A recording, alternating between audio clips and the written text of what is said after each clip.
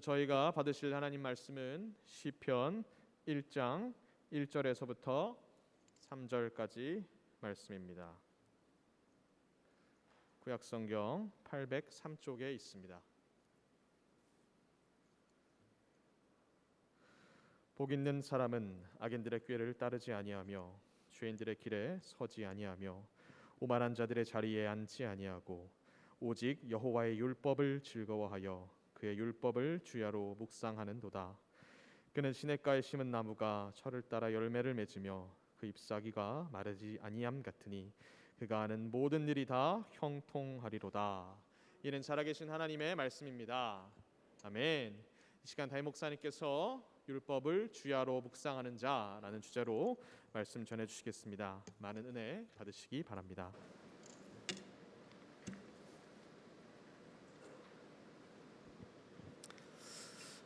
먼저 광고하도록 합니다. 우리 7월 1일부터 3일까지는 부흥회가 있습니다. 우리 마음을 만지는 말씀 부흥회라고 해서 이번에 오시는 목사님이 제가 미국에 있을 때 참 존경하던 목사님, 우리 처음에 제가 오고 나서 했던 우리 손 목사님만큼이나 미국에서 인지도가 있고 또 설교 잘하시기로 유명하신 그런 목사님이세요. 제가 이 목사님 모시고 꼭 한번 부흥했으면 좋겠다 했었는데, 사실 2년 전에 우리가 부흥하려고 했다가 코로나 때문에 못하고 이제 이 코로나가 이제 엔데믹이 되었잖아요. 그래서 이때 이제 성도님들이 다시 한번 교회 나오고, 특히나 온라인으로만 예배 드리시던 분들, 이런 분들도 이제는 현장에 나올 수 있는 어떤 분위기를 좀 만들면 좋겠다 해서 7월 1일부터 3일 동안 우리 김영길 목사님을 모시고 부흥회를 합니다. 말씀이 너무나도 좋습니다. 은혜 될 것입니다. 여러분들 꼭 많이들 나오셔서 많이들 나오시는 게 아니죠. 반드시 나오셔야 되고, 특별히 1, 2, 3 이때는 어디 가실 계획을 잡지 마세요.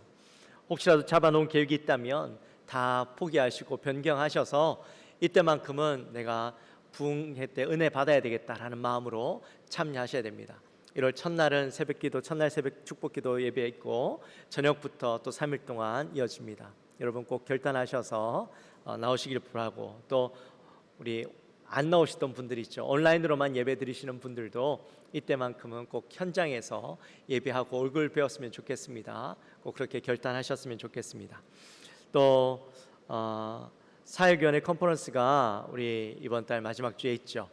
사역위원장님들은 각 사역위원회 그 팀장님들을 다 모집하셔서 회의하시고, 지난번 사역위원회 위원장님들 회의에서 알려드린 그 내용들을 가지고 다 준비하셔서 그렇게 컨퍼런스에 참여해 주시기를 부탁드립니다. 팀장님들 꼭 회의하셔야 됩니다. 그리고 사역 컨퍼런스 때는 다 참석하셔야 됩니다. 팀장님들도 기억하셔서 그렇게 준비하시는 데 차질이 없도록 부탁을 드립니다. 우리 옆에 분들과 함께 인사 한번 나눕시다. 옆에 분들에게 말씀을 묵상하는 자가 됩시다. 그렇게 인사할까요?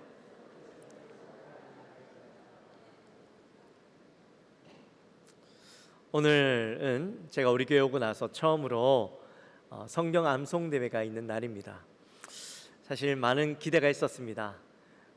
많은 분들이 성경 암송하시고 내가 처음으로 암송해 보는데, 옛날에는 잘 됐는데 이젠 포기하고 있다가 이번에 해보니까 또 너무 힘들었지만 너무 좋더라, 말씀을 암송하니까 너무 참 좋았다, 그런 말씀을 하시기를 기대했어요. 그런데 보니까 많이들 중도 포기하신 분들이 많더라고요. 역시나 나는 안 되는가 봐 이렇게 생각하시고 포기하시는 분들이 있는데, 범위가 좀 너무 많긴 했죠. 그래도 5절만 외우면 되잖아요. 근데 너무 일찍 포기하신 것 같아요. 괜찮습니다. 그래도 이게 시작이라고 이번에는 또 이렇게 해봤으니까 다음번에는 좀 더 다르게 해서 더 많은 분들이 참여하실 수 있도록 그렇게 준비하려고 합니다. 여러분들 하여튼 포기하지 마십시오. 제 모교회에 80 넘은 권사님이 계세요. 지금은 이제 90이 넘으셨지만 예전에 80 넘은 권사님인데, 이 권사님이요 성경 암송대회를 계속해서 나가시는 거예요. 원래는 이분이 한글도 잘 못 읽던 분이셨어요. 근데 교회 나오면서 성경을 읽으면서 한글을 깨우치시고, 그분이요 매년마다 이 성경 암송대회, 노회에서 하는 성경 암송대회를 나가는 거예요. 그래서 주위에 계신 분들이 참 대단하시다 그렇게 칭찬하시던 권사님이셨어요. 근데 그분이 할 수 있어서 했겠어요? 아니죠. 말씀을 사모하고 이 말씀을 암송하는 것들을요 목숨처럼 여기고 했던 거예요. 그러니까 말씀을 암송하게 되는 것이죠. 저희 어머니도 이제 70이 다 되어 가시는데 어머니도요 계속해서 한 20년 전부터 꾸준하게 계속해서 이 성경 암송대회를 나가고 계셔요. 예전에는 한 15절 정도를 암송했어요. 암송했는데 지금은 바뀌었더라고요. 쓰는 걸로. 옛날에는 이 한 15절 정도 했다면 지금은 한 장을 다 통째로 외워서 이제 다 적어야 되는 거예요. 암송하면 뭐 단어가 틀릴 수도 있고 또 띄어쓰기 몰라도 상관없잖아요. 근데 쓰는 거는 띄어쓰기 맞춤법 그 다 알고 해야 되는 거예요. 그러니까 더 힘든데도 불구하고 왜 이렇게 힘들게 했느냐 물어보니까 너무 많은 분들이 이제는 암송하는 게 익숙하고 쉬워서요 잘 외우셔서, 쉬운 게 아니라 잘 외우셔서 그걸로는 분별이 안 되니까 이제는 쓰게 되었다 그렇게 얘기하더라고요. 여러분, 우리는 쓰진 않잖아요. 암송해서 쓰진 않지만 암송합니다. 여러분 충분히 하실 수 있습니다. 70 안 되신 분들은요 내가 머리가 안 좋아서 그거 전혀 상관없어요. 할 수 있어요. 80 넘은 노인도 한다니까요. 우리 권사님들 80 안 되신 분들은 다음번에는 꼭 참여하게 되시기를 주님의 이름으로 축원합니다. 축원합니다. 네. 오늘 말씀은요 우리가 암송하는 요절 중에서 한 말씀을 찾아서 한 말씀을 가지고 제가 나누려고 합니다. 특별히 오늘 말씀은 암송하는 게 얼마나 중요한 것인가 하는 내용을 담고 있는 말씀인데요. 바로 시편 1편의 말씀입니다. 시편 1편의 말씀은 전체 150편의 말씀들 중에서 가장 문과 같은 그런 말씀이고 또 열쇠와 같은 말씀입니다. 누가 이 말씀을 기록했는지 또 누구를 대상으로 적었는지는 알 수는 없지만 시편 1편의 말씀은 시편 전체의 주제를 담고 있고 또 이 시편 전체의 모든 말씀들을 함축해서 엑기스를 넣어놓은 말씀이 바로 이 시편 1편의 말씀이죠. 오늘 이 말씀의 시작은 어떻게 시작됩니까? 복 있는 사람은 이렇게 시작을 하죠. 모든 사람이 다 복을 받기 원합니다. 우리가 지난주에도 복에 대해서 함께 나누었죠. 지난주 제목이 뭐였어요? 축복의 가정. 할렐루야. 기억하시는데 말씀을 안 하시는 거죠? 네, 그래요. 축복의 가정입니다. 혹시 지금 에어컨 소리가 많이 나고 뭐 또 이렇게 팬 소리가 많이 나고 해서 제 목소리 잘 안 들리시나요? 잘 들리세요? 괜찮으세요? 그래요. 시편 우리가 지난주에는 축복의 가정에 대해서 함께 나눴는데 축복의 가정은 어떤 가정이다 했습니까? 축복의 가정은 하나님의 사랑을 깨닫고 그 하나님의 사랑으로 충만하여져서 그 사랑을 나타내고 그 사랑으로 섬기고 베푸는 사람, 가정, 그것이 바로 축복의 가정이다 그렇게 말씀을 드렸죠. 오늘도 역시나 이 복에 대한 말씀을 우리가 함께 나누게 되는데요. 시편 1편에서는 시작이 복을 받으려면 이렇게 시작을 않고 복 있는 사람은 이렇게 시작을 했어요. 왜 복을 받으려면 이라고 이야기하지 않고 복 있는 사람은 이라고 이야기했을까요? 사람들은 모두 복 받기를 원해요. 그래서 복 받는 방법을 알기 원하는 것이 사람의 마음이고 그 복 받는 방법을 어떻게 하면 우리가 받을 수 있는가 거기에 귀 기울이죠. 근데 오늘 말씀은 복 있는 사람은 이렇게 시작을 하고 있다라는 거죠. 왜냐하면 시편은요 복 받는 비결을 이야기하는 것이 아니라 바로 복 있는 사람은 어떻게 살아가야 하는가, 또 어떻게 살아가는가, 또 그 사람이 살아가는 삶의 방향, 방법은 무엇인가, 이것을 이야기해 주는 말씀이기 때문이에요. 여러분 시편을 쭉 읽어보시면 알겠지만 시편을 가장 많이 쓴 사람은 누굽니까? 다윗이죠. 다윗의 시편을 보면 어떻게 이야기해요? 그가 행복할 때, 웃을 수 있을 때, 즐거울 때 시편을 썼나요? 아니죠. 시편의 말씀을 보면 다윗이 힘들 때, 고통스러울 때 자신의 그 고통을 이야기하지만 그 가운데서도 하나님 앞에 감사하며 쓰는 내용이 바로 이 시편의 말씀이죠. 그래서 시편의 말씀은 복 받는 방법을 이야기하는 것이 아니라 이미 복을 누리는 사람이 어떻게 살아가는 것인가, 그 이야기를 하고 있다라는 거예요. 오늘 이 본문에 있는 이 복은요, 히브리어로 크게 두 가지 단어가 있어요. 대표적인 복에 대한 단어가 두 가지가 있는데, 하나는 바라크. 우리 한번 따라해 볼까요? 바라크. 네, 바라크라고 이야기하는데, 이 바라크는요, 일반적으로 주어지는 복을 이야기합니다. 자기 의지와 상관없이 누구에게나 주어지는 복, 이것을 이야기하는데, 이것은 신적 권위로 주어지는 복이죠.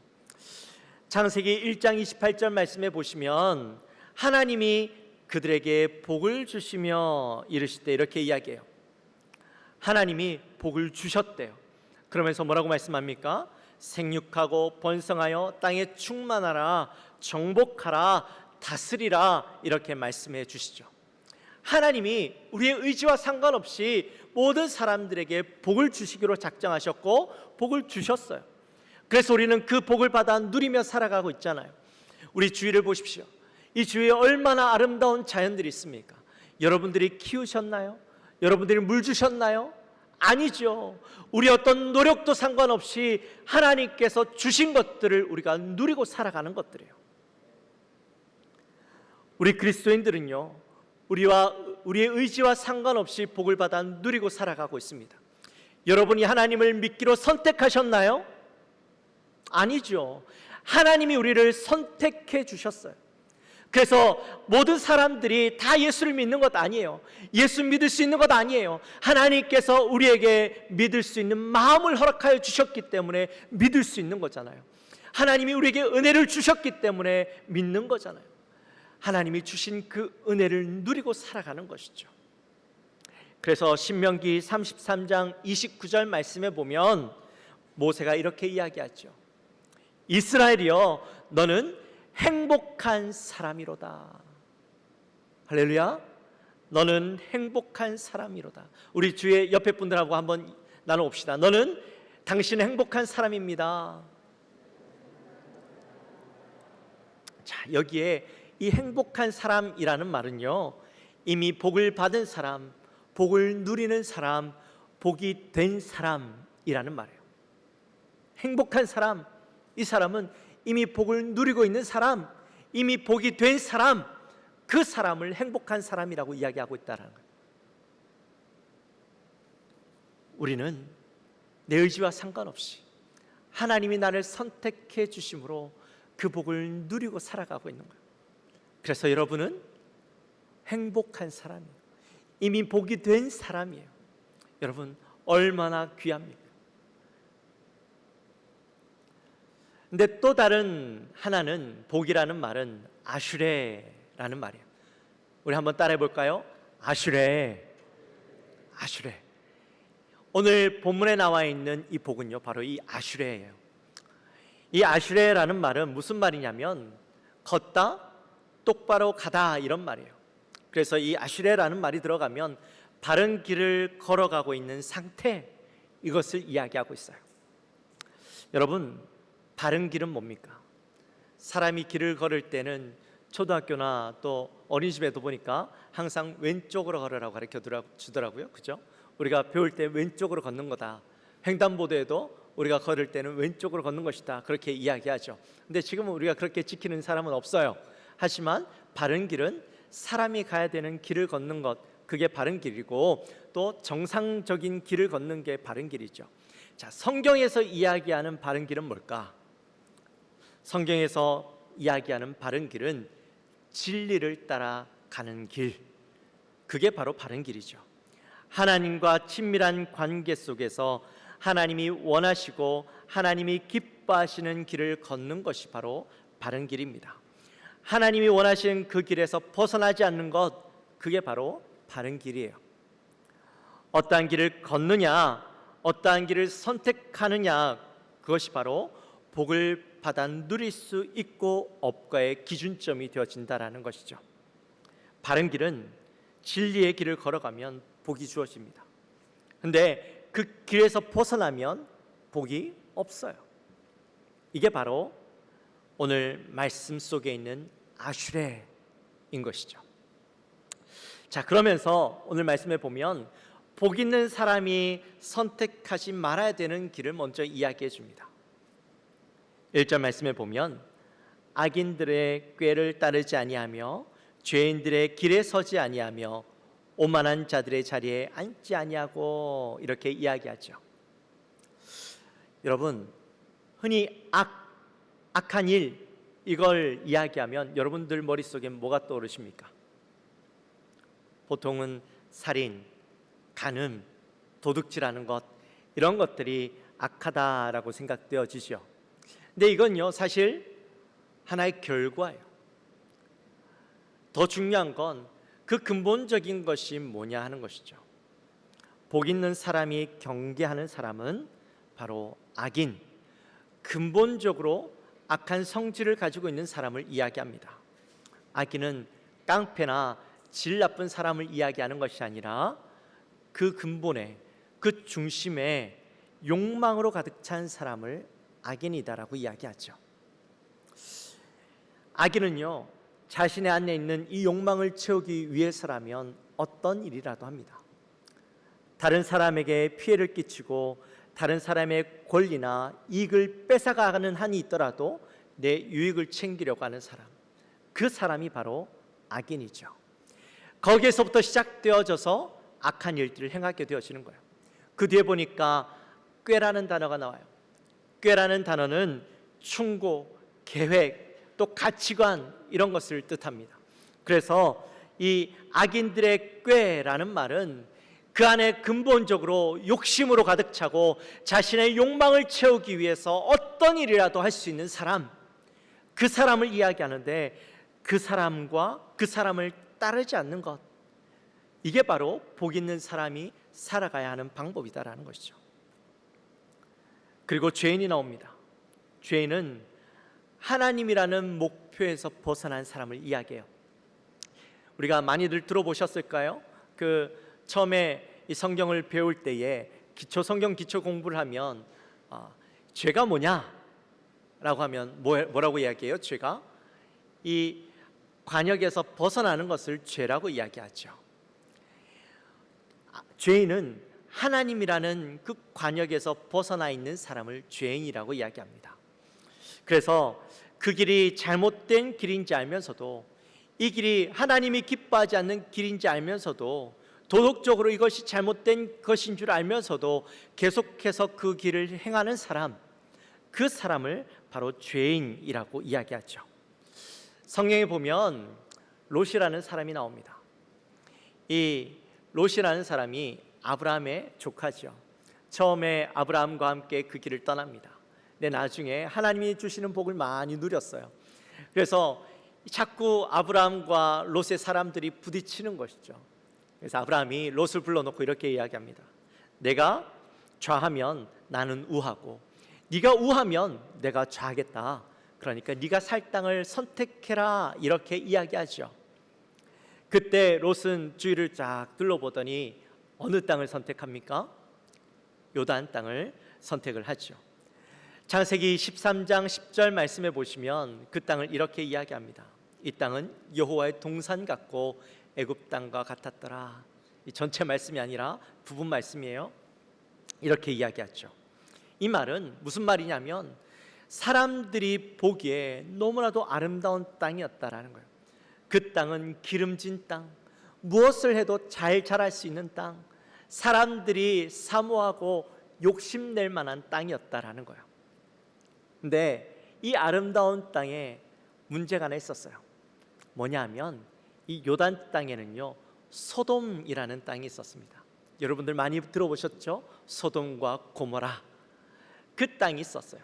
근데 롯이 그 땅을 선택했을 때 이미 그 땅에 있는 사람들은 악한 사람이었어요. 그래서 13절 말씀에 보시면 뭐라고 이야기하냐면 소돔 사람은 악하여 여호와 앞에 큰 죄인이었더라. 요단 땅을 선택하는데 그 땅에는 소돔 땅이 있었고 소돔에 있는 사람은 악했다라는 거예요. 그래서 롯이 12절에 보시면 그 장막을 이 소돔 땅까지 가지 않고 그 소돔 근처까지 가게 됩니다. 저 사람은 상종할 사람들이 아니야. 근본적으로 악한 사람들이야. 그래서 나는 저 사람들과 경계를 짓고 살아야지라고 마음을 먹었다라는 거죠. 롯이 처음에는 그렇게 했는데 말씀해 보니까요, 13장에서는 경계를 짓는데 14장 12절 말씀에 가면 뭐라고 이야기하냐면 소돔에 거주하는 아브라함의 조카 롯이라고 이야기해요. 분명히 한 장 전에는 그들을 악한 자들이라고 죄인이라고 그렇게 이야기했던 롯이 한 장 만에 그 땅 가운데 거하고 있는 거죠. 더 가관인 건 19장에 보면 뭐라고 이야기하냐면 롯이 소돔 성문에 앉아 있다가, 성문에 앉아 있대요. 성문에 앉아 있다라는 말이 무슨 말이냐면 그 성의 유지가 되었다라는 거예요. 힘과 권세를 가진 자가 되었다라는 거예요. 소돔 땅에. 처음에는 저들은 악한 자들이라고 이야기했고 저들과 상종하지 않겠다라고 이야기했는데 그들과 함께 지내다 보니까 그들 땅에 거하게 되어지고 나중에는 그들의 중심의 선자가 되었다라는 거예요. 악한 자가 되었다라는 거예요. 여러분, 바로 이게 죄인이에요. 우리가 세상 속에서 살아가지만 세상에서 욕망으로 가득하고 그것이 죄인 줄 알면서도 그 길을 걸어가고 있는 사람들을 봅니다. 처음엔 내 마음 가운데 난 저들과 같은 삶을 살지 않아야지라고 이야기하는데 그들과 함께 살아가다 보니까요, 내 마음속에 그들의 생각과 그들의 삶의 방향이 사로잡히게 되어지는 거예요. 그래서 그들과 똑같이 그것이 욕망인 줄 알고 죄인 줄 알면서도 내가 그 길을 살아가는 것이죠. 그들과 함께 살아가다 보니 내가 세상 사람들이 원하는 복을 누리고 있는 것처럼 느껴지고 내가 많은 것들을 가지게 된 것처럼 생각되어지지만 여러분, 세상 사람들이 누리고자 하는 복은 참 복이 아니에요. 세상의 기준이 되어지는 것은요, 우리가 누려야 할 것들이 아닌 거예요. 그런데도 불구하고 그것을 누리며 기쁘게 살아가고 있다는 것이죠. 우리가 알아야 될 것은 참 복이 무엇인지 구분할 수 있어야 되는 거예요. 그리고 오만한 자들이 나옵니다. 오만한 자는 어떤 자들인가? 하나님을 비웃고 조롱하는 자들이죠. 자기가 스스로 주인이 되어져서 하나님을 배척하고 하나님을 욕하고 말씀을 비난하는 자들, 그들이 바로 오만한 자들입니다. 여러분, 이 시대에는요, 기독교를 비난하는 자들이 너무 많아요. 기독교를 향해서 뭐라고 부릅니까? 개독교라고 부르죠. 예수님을 비난하고 조롱하고 교회를 향하여서 얼마나 많은 창과 돌을 던지는지 몰라요. 그 사람들이 물론 우리가 잘못한 게 있으면 비난받아야죠. 하지만 그냥 맹목적으로 교회를 향하여 비난하는 자들이 얼마나 많은지 몰라요. 마치 예수님이 십자가에 못 박혀 돌아가실 때에 예수님을 향하여서 내가 하나님의 아들이거든, 지금 십자가에서 내려오라, 그렇게 비난했던 사람들처럼 오늘날 맹목적으로 비난하고 예수님을 욕하는 자들, 그들이 바로 오만한 자들이죠. 내 복 있는 사람은 바로 그런 사람들을 따르지 않고 그들과 함께 길을 가지 않고 그들과 같은 자리에 앉지 않는 사람이다라는 거예요. 여러분 인생을 살아가시면서 참된 하나님의 복을 누리기 원하신다면, 하나님의 복을 누리는 사람들이라면 그 죄된 길에 가지 말아야 돼요. 구분할 수 있어야 돼요. 그리고 2절에 보면 복 있는 사람이 선택하는 길은 어떤 길인가 말씀해 주고 있어요. 우리 한번 2절 말씀 같이 함께 읽습니다. 오직 여호와의 율법을 즐거워하여 그의 율법을 주야로 묵상하는도다. 아멘. 자, 2절에 보니까 복 있는 사람은 어떤 사람이라고요? 여호와의 율법을 즐거워하는 자래요. 자, 여기에 보면 즐거워하다라는 말은 사랑한다라는 말이에요. 하나님께서 천지를 창조하시면서 그 창조물들을 지으시고 뭐라고 말씀하십니까? 보시기에 좋았더라, 이렇게 말씀하시죠. 근데 하나님이 사람을 창조하실 때는 좀 다르게 말씀하세요. 하나님이 그 사람을 창조하시면서요, 자기 형상, 곧 하나님의 형상을 따라 창조하시죠. 그리고 사람에게 많은 복을 주십니다. 아까 우리가 읽었던 말씀, 하나님이 사람을 향하여서 넌 복이 될지라, 너는 그리고 이 땅을 다스리고 정복하라, 그렇게 말씀해 주셨죠. 그리고 그 이후에 하나님이 뭐라고 말씀하시냐면, 하나님이 보시기에 어떻게? 심히 좋았더라, 그렇게 말씀하셔요. 왜 하나님은 사람들을 향해서는 심히 좋았다라고 말씀하셨을까? 그 이유는 다른 피조물들은 하나님께 복종하는 존재로 만드셨어요. 그래서 말씀하시면 그 말씀대로 행하고 말씀대로 되어지죠. 근데 사람은 창조하실 때부터 다르게 창조했죠. 하나님의 형상을 따라. 이 하나님의 형상을 따라라는 말은 하나님과 관계를 맺는 존재로 만드셨다라는 거예요. 그래서 하나님이 관계를 맺는 존재로 그를 바라보면서 심히 좋았더라, 이 말은 다른 말로 이야기하면 하나님이 사랑했다라는 말이에요. 역시나 오늘 말씀에서도 즐거워하다라는 말은 곧 사랑하다라는 말이에요. 하나님의 율법을 사랑한다라는 거죠. 하나님의 율법을 사랑한다라는 말은 다른 말로 이야기하면 하나님을 사랑한다라는 말이에요. 여러분, 하나님을 사랑하면 어떻게 되어질까요? 율법을 주야로 묵상하게 되어지죠. 지금은 우리가 편지 쓸 일이 거의 없어요. 그렇죠? 여러분 혹시 편지 자주 쓰십니까? 요즘엔 편지 쓸 일이 잘 없죠. 근데 옛날에는 소통할 수 있는 게 편지가 제일 좋은 방법이었기 때문에 편지를 많이 썼습니다. 아쉬운 건 요즘에는 이 전화기가 너무 편리하니까 궁금한 게 있으면 바로 이 전화로 묻고 또 아니면 카톡해서 확인하고, 아무리 멀리 있어도 이 지구 반대편에 있어도요, 보이스톡하면 또 카톡하면 금방 답을 주고받고 대화할 수 있게 되었어요. 그래서 이 편지로 쓰는 그 감성들이 지금 잃어버린 것 같아요. 여러분, 옛날에는 이 사랑하는 사람이 멀리 떨어져 있을 때 편지로 서로 주고받을 때는 어떻습니까? 편지를 기다리면서도 설레이는 마음으로, 편지를 받으면 긴장되고 또 어떤 내용이 있을까 정말 이 사랑하는 마음으로 이 편지를 뜯어보고, 또 편지를 읽고 또 계속해서 읽게 되어지죠. 왜 그렇게 합니까? 사랑하는 사람이 가까이 없지만 이 편지를 통해서 그 사람의 마음이 느껴지고, 그 사람의 감정이 느껴지고, 그 사랑의 숨결이 마치 이 편지에서 묻어나오는 것 같은 그런 느낌을 받기 때문이잖아요. 말씀도 마찬가지예요. 우리가 하나님을 사랑하면 그 말씀을 가까이 하게 되어져요. 말씀 속에서 말씀을 읽으면서 하나님의 마음이 느껴지고, 하나님의 사랑이 깨달아지고, 하나님이 날 향해서 어떤 말씀을 하시고자 하시는가, 그 사모하는 마음 때문에 성경을 읽고 또 읽게 되어지는 것이죠. 그래서 오늘 말씀에 보니까 주야로 그 말씀을 묵상한대요. 주야라는 말은 낮과 밤을 의미하기도 하고 하루 종일을 의미하기도 하지만, 이 말은 우리의 일생을 이야기합니다. 하나님을 사랑하는 자는 그 말씀을 일생토록 계속해서 잠시도 쉬지 않고 그 말씀을 묵상한대요. 여러분, 묵상한다는 말은 무슨 말이에요?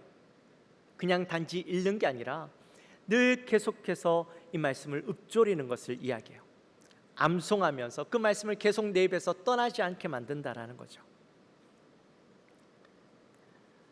말씀을 외우면서 마음속으로 그 말씀을 계속해서 그 의미를 되새기는 것이죠. 그렇게 살아가면 여러분, 말씀이 필요할 때마다 이 말씀이 나에게 길이 되어지는 것이죠. 복 있는 사람은 말씀이 삶의 원칙이 되어져서 그 말씀의 길을 걷게 되어집니다. 말씀을 알지 못하면 그 길을 가지 못하죠.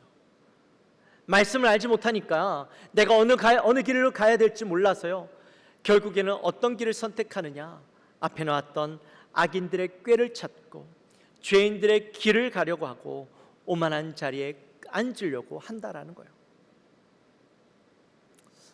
우리가 매일 새벽마다 큐티를 하죠. 큐티 말씀을 가지고 함께 나눕니다. 우리가 왜 그렇게 할까요? 여러분, 우리가 매일 말씀을 읽어야 되는 이유가 뭘까요?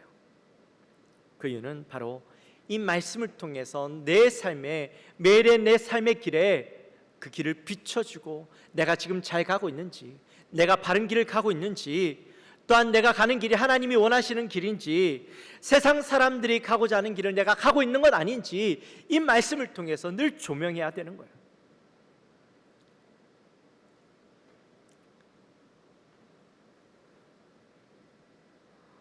여호와의 율법을 즐거워하고 말씀을 주야로 묵상하는 자에게는요, 그럼 어떤 결과가 주어지는가? 바로 3절의 말씀이에요. 우리 3절 말씀 같이 한번 읽어봅시다. 그는 시냇가에 심은 나무가 철을 따라 열매를 맺으며 그 잎사귀가 마르지 아니함 같으니 그가 하는 모든 일이 다 형통하리로다. 아멘. 자, 복 있는 사람은 그 결과가 뭐냐? 바로 3절 끝에 나타나와 있는 형통이라는 것이죠. 근데 형통이 뭐냐? 형통은 오늘 본문에 보니까 시냇가에 심은 나무가 철을 따라 열매를 맺고 잎사귀가 마르지 아니하는 것을 형통이다, 이렇게 이야기합니다. 시냇가에 심은 나무는 바로 1절에 나타나 있는 복 있는 사람이죠. 그리고 그 복 있는 사람은 바로 오늘 시냇가에 심은 나무처럼 되어서 나중엔 형통을 누린다라고 보면 됩니다. 자, 그런데 왜 시냇가에 심은 나무가 복 있는 사람이냐? 이것은 중동의 어떤 상황을 우리가 좀 알면 이 말의 의미를 알 수가 있어요. 중동은요, 건기와 우기로 나뉘어지죠.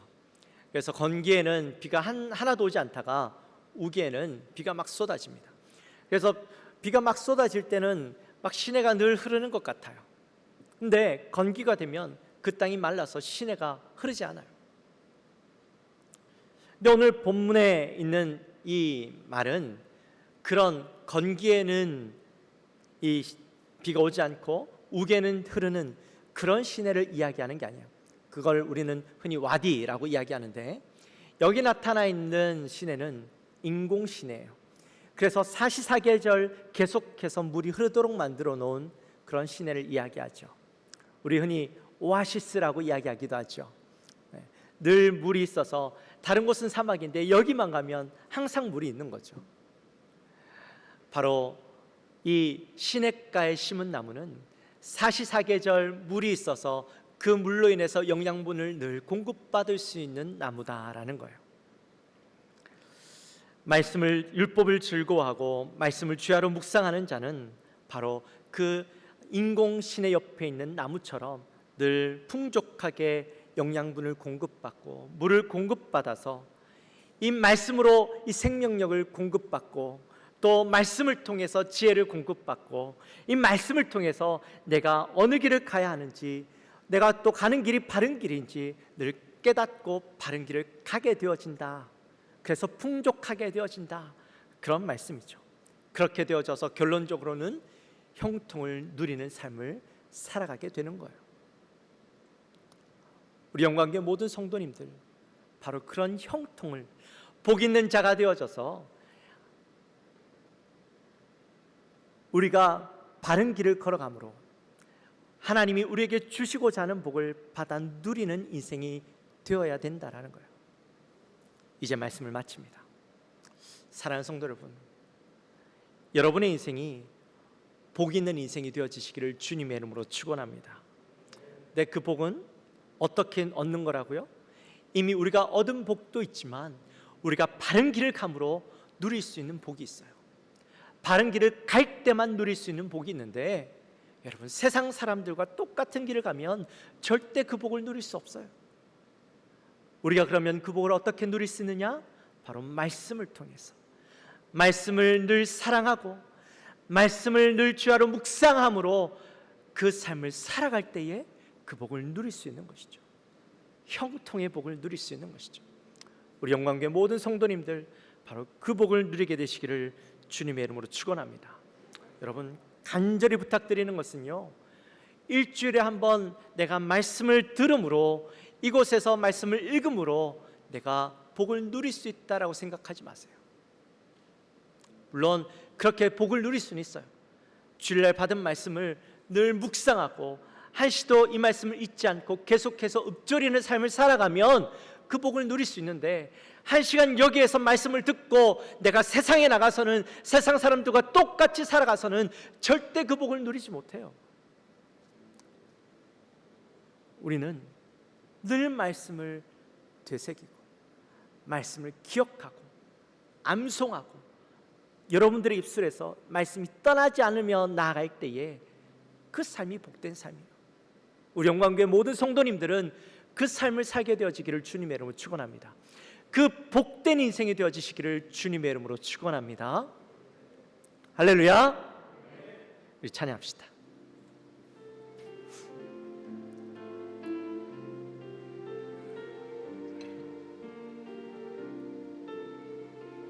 주의 말씀 앞에선